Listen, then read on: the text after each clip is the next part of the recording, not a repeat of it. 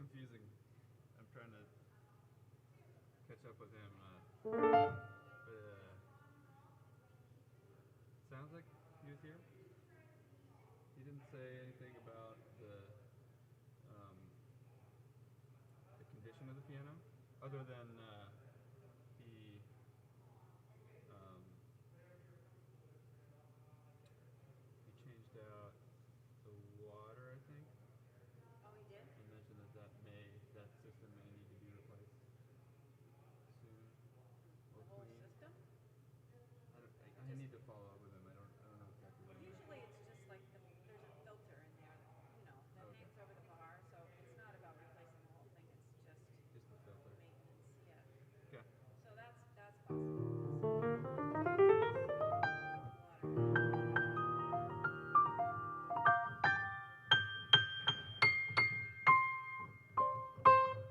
It does seem like it's in better tune. It's better. It is.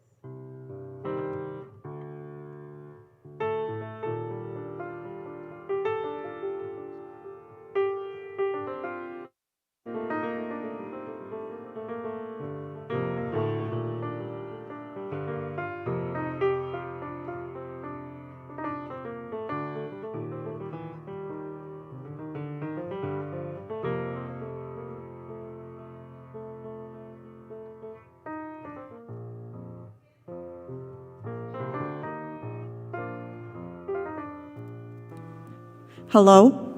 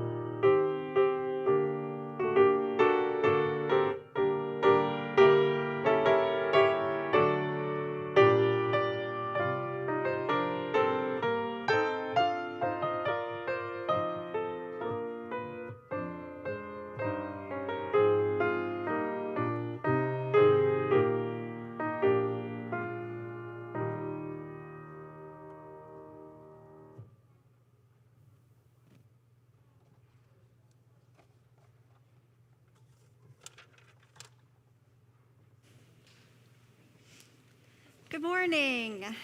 Happy snow sunshine day. Thank you for making it here in person or watching from home. We're happy you're here. I have just a few announcements before we get started. First, today is our annual meeting, which will be held on Zoom at 11:30. So make sure you check your Sunday morning email to get the Zoom link. So today we'll be voting on proposed bylaw changes, the 2022 budget, and hearing updates about capital projects. So that's our congregational democratic process in its glory. So I hope you can be part of that. Also, the Black Heritage Trail is offering Tea Talks again this year, which are awesome community dialogues on issues of race and justice. And the talks are held on 6 consecutive Sundays at 2 p.m., both in person and online. Registration is required and can be found at blackheritagetrailnewhampshire.org. The first talk on February 6th, which is next Sunday, is titled Divisive Concepts, A Chilling Effect on Teaching History, and will be led by David Waters, who is a New Hampshire senator, Portsmouth Middle School teacher, and contributor to the 1619 Project. And finally, voting for the 2022-23 shared plate recipients is open. You can find the ballot on the South Church website or by the greeter table in the narthex. Voting's open through the month of February, and everyone has 5 total votes to divide up however you would like. And information can be found on the South Church website or at that greeter table. Thank you.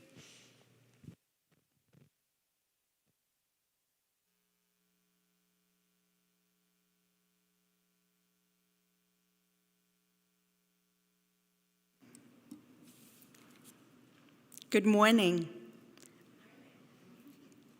Welcome to all of you in the sanctuary. Welcome to those joining us virtually, and a special welcome to first-comers. My name is Anna Howard, and it is my first time being a worship associate, so everybody be nice, especially online chat comments. Although I don't have any spiritual wisdom to share with you, I hope I can provide a different perspective once in a while because of my different background. I joined the team of the worship associates who have been working hard with our interim minister, Reverend Susan Sahusky Brown, our director of Lifespan Ministries, Kirsten Hunter, and the rest of our wonderful staff to bring worship services to you each week. Our congregation continues to thrive due to their efforts and the efforts of the many volunteers who continue to give their time, their treasure, their talent to keep us going in these challenging times. It takes many people, some of whom you see, some behind the scenes, to create these services. The gift of music will come to us from our Director of Music Ministry, Johnny Pfeiffer, and Susan Adams. The time for all ages today is offered by Jan Del Deo. And now, a message from the board by Tom Roberts.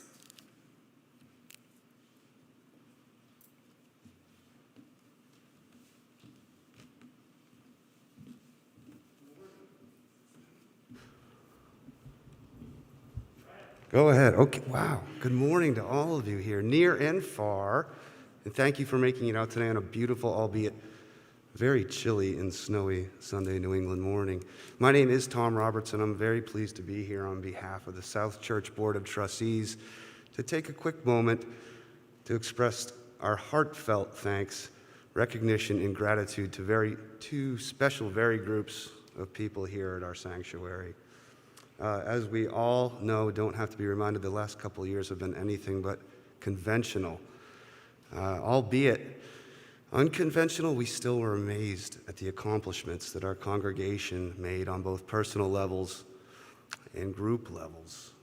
I want to remind you of a couple things here that are super important. Number one is another successful budget committee year. The ABC, as always, came through. There are people that seem like they never fail at this. But I want to remind people that each year there is that chance that we don't live up to what we expect of ourselves, and that didn't happen. So I want to thank everybody Lori Bilby's here. She can understand how hard that work is. But I would like to express anybody that is here from that ABC committee to stand up. I don't know if there's anybody other than Lori, but if there is, please do. If not, a round of applause for Lori Bilby. Incredible, an incredible year of challenges financially, organizationally, and that's really quite a feat.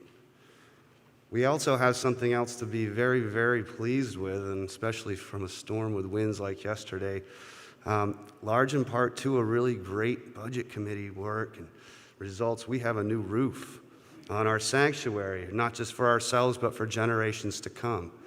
So I would like to give another round of applause, and I apologize, I don't think there's too many people here, but from the Stewardship Committee for Organization and Building, I would like to just make a couple kind of special thanks. One is to Bill Blum. He just retired after 4 years as chair of the Property Committee.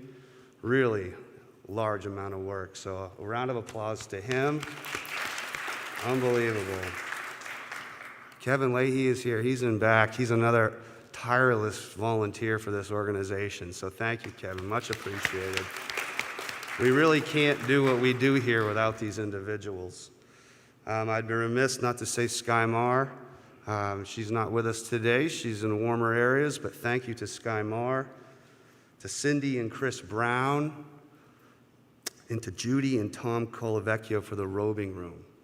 Again, none of these things that we take as part of our congregation on a daily basis could be there without the help from these people. So if I have missed anybody in particular, I do apologize. There's always overlap and there's always human error. But I wanted to just come as part of a board member to say thank you to those two organizations, and thank you to the individuals who dug out this morning. It's nice to see faces. Thank you very much.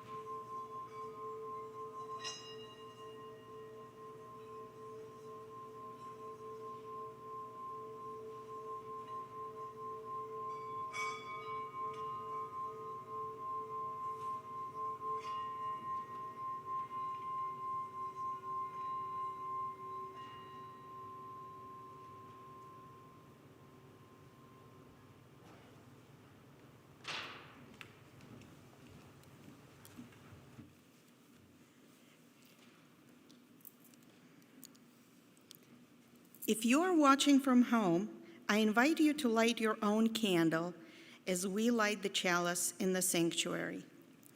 As we focus on the theme of intention, I offer you this quote from Reverend Natalie Fenimore. "We are all called. What will we choose? How will we answer?"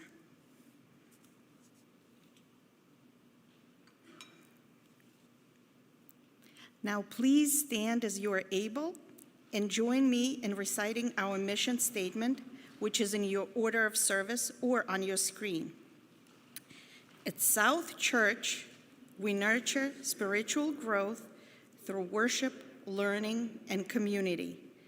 We celebrate the worth and dignity of all people, and we inspire one another to act on our faith in the larger community.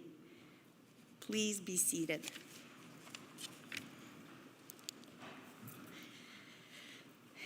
So I was born and raised in a large city right outside of Moscow in Russia. To give you a visual, every time I drive through the Bronx on the way to New York City, I think of my hometown, Mytishi. It looks similar, the high-rise boxes stacked next to each other with playgrounds and basketball courts in between. In fact, my parents still live in the same apartment where we moved when the building was brand new in 1975. My brother and my nephew and my niece and their families, my high school friends, all live in neighboring high-rises, all within walking distance to each other. So it's very efficient when I visit. I try to visit at least once a year, sometimes twice, sometimes 3 times, because of different birthday celebrations. When I go in the summer, I'm trying to take care to avoid the 2 weeks in the summer where everybody loses hot water. You see, the heat and hot water is centralized in the city, so it's decided by somebody else that the big tanks have to be cleaned and inspected and flushed before the winter season. So they turn off the hot water for 2 weeks in the summer. And you get a choice whether to take an ice-cold shower or to warm the water in the pot on the stove and pour it over yourself with a mug, 1 cup at a time. So since I moved here, I don't like doing that anymore. So I try to avoid that period of time, but it's nearly impossible because they announce it like a week before.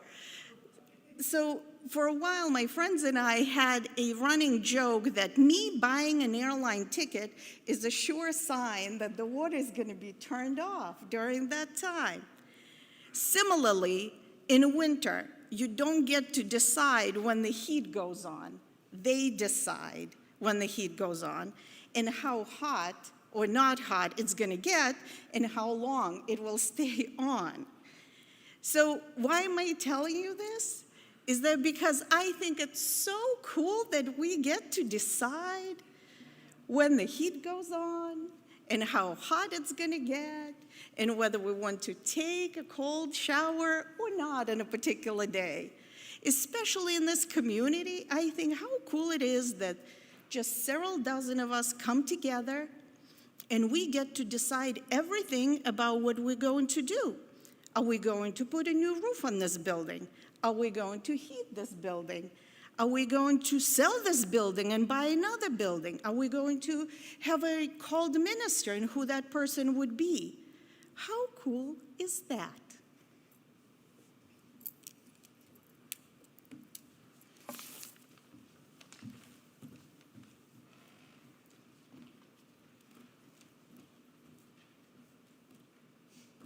Good morning.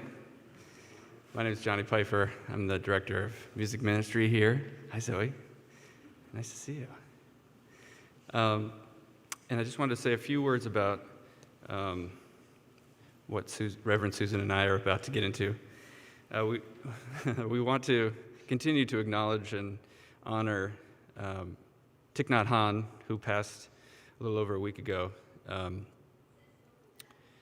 who was a peace activist, Buddhist monk, teacher, artist, and poet. And we're going to jam a little bit on 2 of his poems. And as I was thinking about the 2 that jumped out at me, one's called Going in Circles, and the other Interrelationship. And he had this term called interbeing, and that's the basis of all of our interactions. I am you, and you are me. And we are connected in ways that we don't always acknowledge or realize, but that's kind of one of the fundamental cores of his practice, that we are together. And as I was thinking about these 2 poems, the circles jumped out at me, and we're sort of passing from living with intention into widening the circle. And we use circles as metaphors all the time.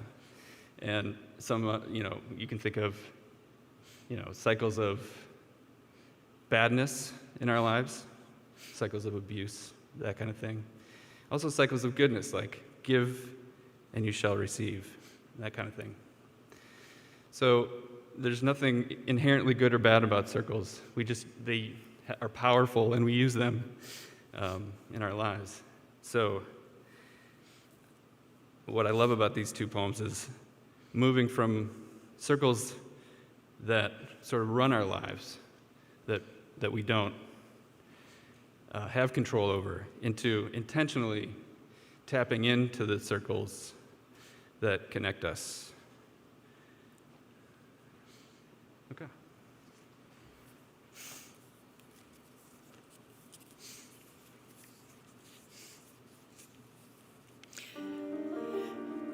Oh, you who are going in circles, please stop. What are you doing it for? I cannot be without going because I don't know where to go. That's why I go in circles. Oh, you who are going in circles, please stop. But if I stop going, I will stop being.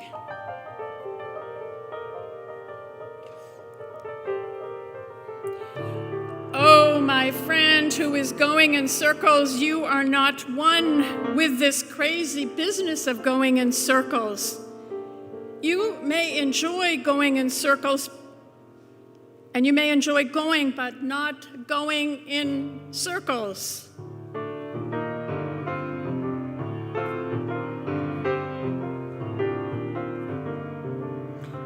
Where can I go? Go where you find your beloved, where you can find yourself.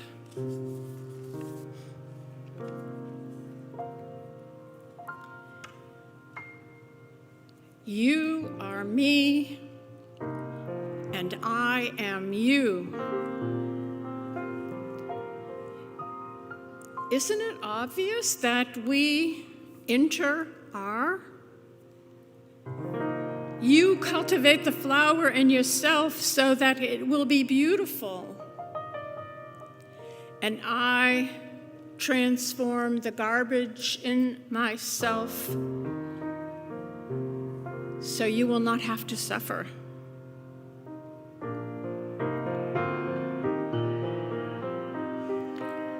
I support you. You support me. I am in this world to offer you peace. And you are in this world to bring me joy.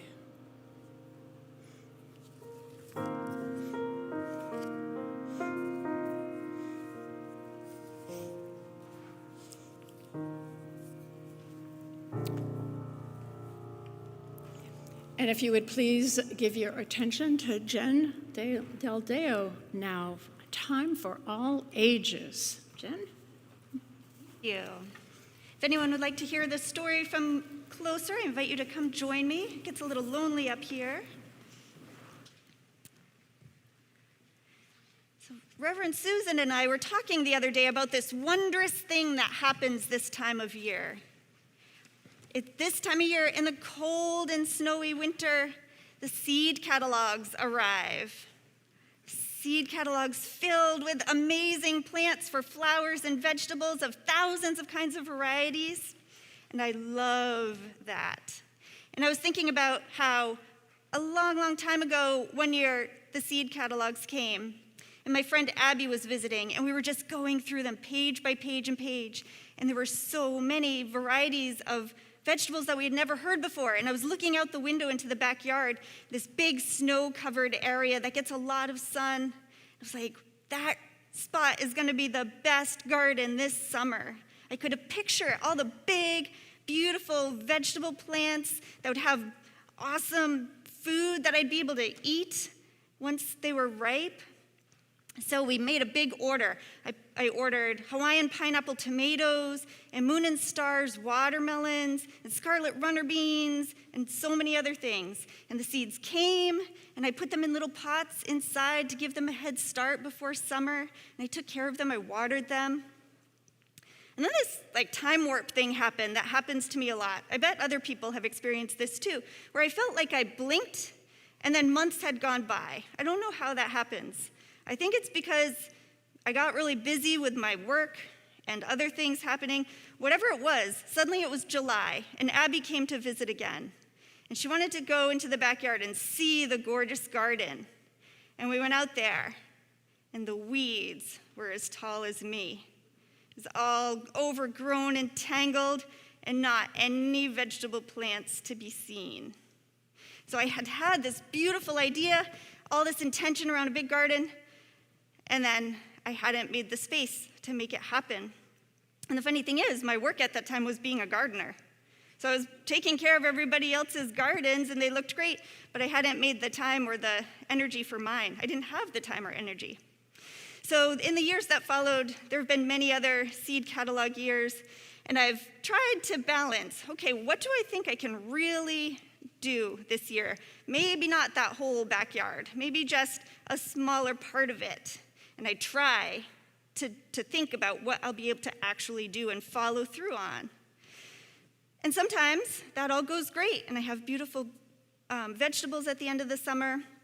Sometimes something comes up, like the weather maybe is too rainy and the tomatoes rot before they ripen, or maybe it ends up being a year where there are lots of cookouts and weddings and celebrations, and I get distracted and don't get it all done. But whatever it is, I really try to find that balance. And this year, it is seed catalog time right now. And I love looking through, and there's so many, and I want to have them all. But this year, I bought one packet of seeds.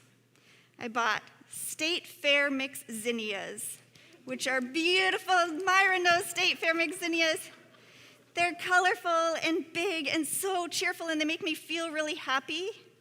And I can do one packet of seeds, and I can grow them, I can put some on my table, and I can share them. Hopefully, things won't come up to disturb that intention, but it feels like the right intention this year.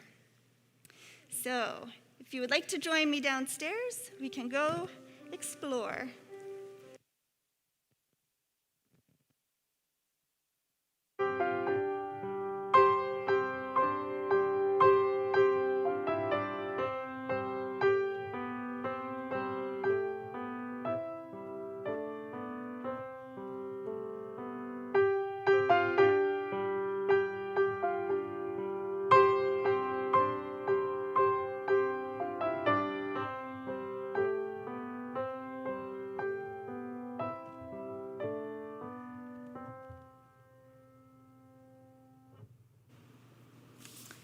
Today is the 5th Sunday of the month.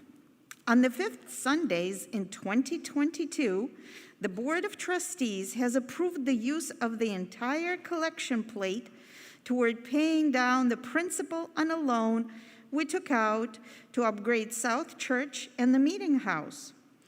In addition, a small group of South Church members has offered a $3,000 matching challenge to the congregation. For every dollar collected from the congregation during the 5th Sundays in 2022, the group will match the collection dollar for dollar, up to $3,000. You can donate in many ways. You can use our new mobile app, Venco. You can give via the donate link on our website by sending a check to in the mail to our office at 73 Court Street in Portsmouth, or use the collection plate. The offering will now be gratefully received.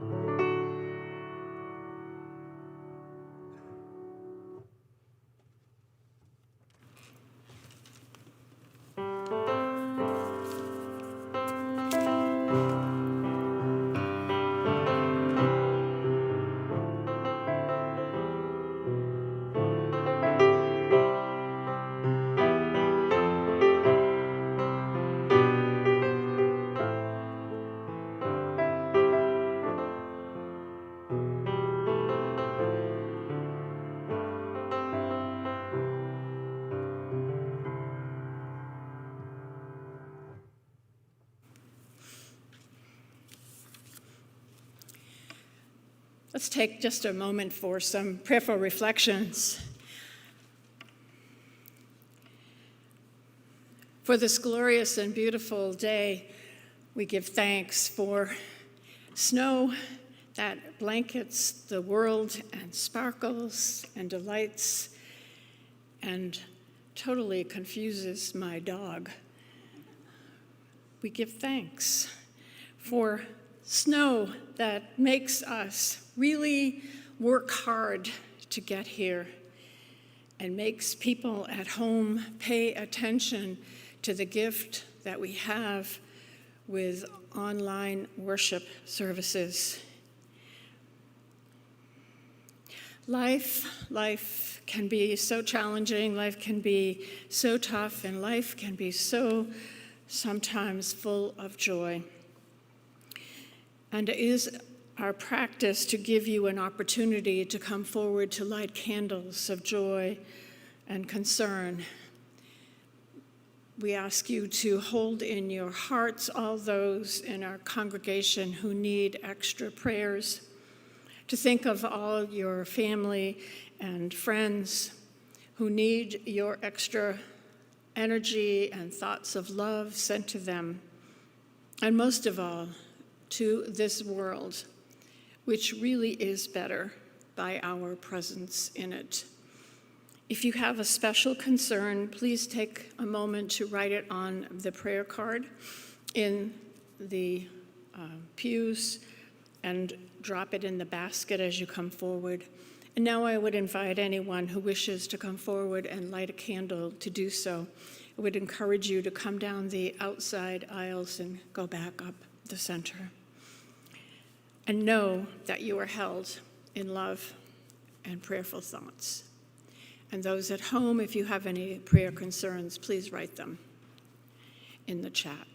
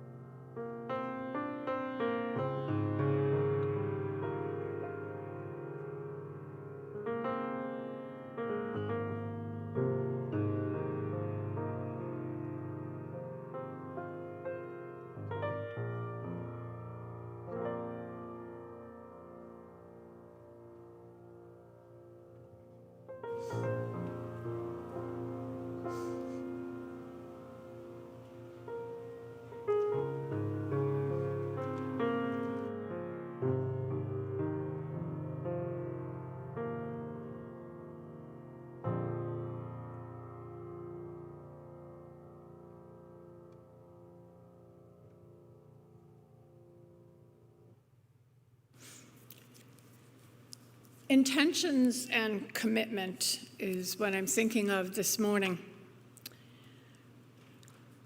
Many years ago, when camping in Vermont, my boys and I headed out to drive some of the back roads This is a favorite activity of ours. No matter which New England state we camped in, once we were set up, we would hop in the car and just drive around looking for unusual sights. This one day in Arlington, Vermont, we looked up and we saw a most beautiful retreat house nestled in the woods of Equinox Mountain. There were signs that said, "No entrance, do not trespass." So we just marveled at it from afar. And when we got home from vacation, I asked a Roman Catholic priest of mine if he knew anything about this Carthusian order of monks. And he told me that they were established in the year 1084. They were very isolated, allowed no visitors, no retreatants, and practiced absolute silence and solitude, praying always with all intention for world peace. These Carthusian brothers are not exclusively rare. There are Buddhist monasteries and other religious retreat homes also devoted to silence and solitude with the intention of resolving world problems through intense prayer. Now, as much as I appreciate their intentional spiritual practice of praying nonstop, I have to tell you, it is not my preferred style of spiritual practice. How many of you, when the reports came back from school, say she would be a really good student if she didn't talk to her neighbors so much? Yeah. A couple of us are admitting to it, Laura. So that solitude, that silence is not my preferred style of spiritual practice, but when I was thinking about and learned about that style, that type of spirituality, it made me come to my own terms in the way that I approach intentionality. I discovered that for me, sitting in silence and solitude, isolating from the world, would not, in my mind, in my heart, my spirit, couple intention with commitment and action. And I suspect that most Unitarian Universalists also feel that they are making a difference in the world, that they are influencing outcomes when they are committed to doing something. And of course, the key word is doing something, and well, that means what? First, it means to stop going in circles, but instead act with intention. And for me, it is volunteering to serve on boards that strive to provide quality and appropriate treatment for addicts and their loved ones, and sitting on a board that has fundraising and community activism as part of its commitment to reduce and address food insecurity. Action. And I may have the best of intentions. However, my spiritual practice requires me to make a commitment to follow through with my intentions. An annual meeting is one such way to interweave intention and commitment. Voting on the motions put forward during the meeting are wedding commitment to intention. The upcoming annual meeting is a time to see if the budget, the reports, and the suggested actions fit within the mission of South Church. A budget is not just a dry spreadsheet of numbers, right, Anna? It is a commitment to the resources, the building, the people, the staff, the congregation, and the larger Unitarian Universalist Association we are a part of and our programs. And the reports are not just a retrospective of what has been done, but they state ideals and ideas to strive for the future. The search committee and the Collaborative Governance Task Force in particular are melding past, present, and future together. And bylaws are the organizational written rules, but they guide the policies and procedures that help the board and the staff and the committees to know where to put their energy and resources. They are about the future. The nominating committee makes recommendations of persons who have said they will serve, and a nominating committee strives always to connect a person's skills, passion, and interest to the congregation's need. If I had time, I would continue to explore how intention leads to commitment, which then leads to action. And I would be exploring how, as Unitarian Universalist, my actions are a spiritual practice that makes a difference in the world. But I want you to get home and be part of an annual meeting. So in closing, I'm going to share a quote that Abigail May Alcott, the mother of Louisa May Alcott, in the book May and Louisa once made of her late mother, who was Dorothy May. Abigail said, "She loved the doing of a good action better than describing it."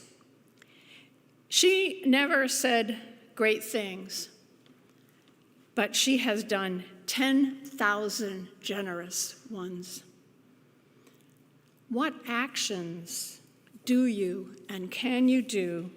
What actions do you want to engage in to make South Church an even better place?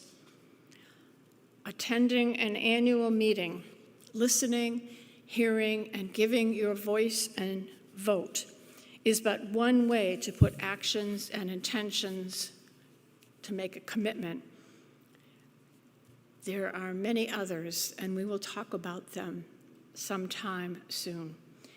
But let's get ready to go to the annual meeting. May it be so. Let us extinguish our chalice.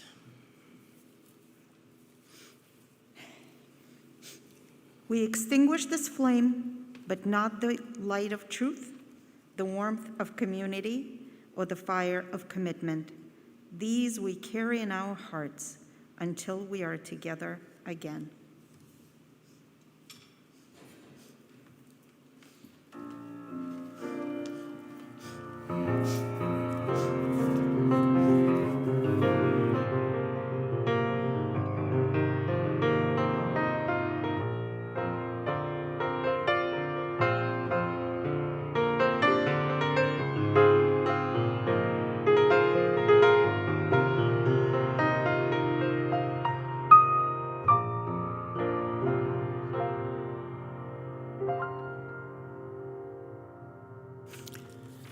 And I close with the words that I said in the opening poem by Thich Nhat Hanh, Interrelationship. You are me, and I am you. Isn't it obvious that we are? You cultivate the flower in yourself so that I will be beautiful, and I transform the garbage in myself so that you will not have to suffer. I support you, you support me. I am in this world to offer you peace, and you are in this world to bring me joy. Let us go. Be safe, be well. So be it.